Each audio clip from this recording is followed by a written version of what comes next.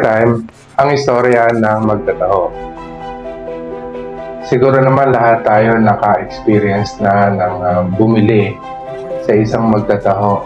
Araw-araw nakikita natin na dumadaan sa kalsada natin, nagtatawag, at tumitingin kung sino man ang gustong bumili nito.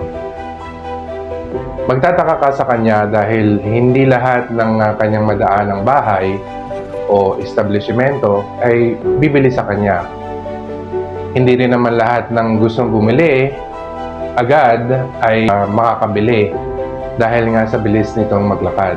Pero at the end of the day, magugulat ka na lang dahil sa hinaba-haba ng kanyang nilalakad araw-araw at sa dami ng kanyang dinadaan ng mga bahay na hindi naman lahat bumibili sa kanya, magugulat ka dahil nauubos ang kanyang paninda.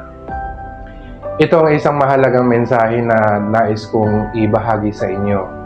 Ang kwento ng isang magtataho ay para rin kagaya natin.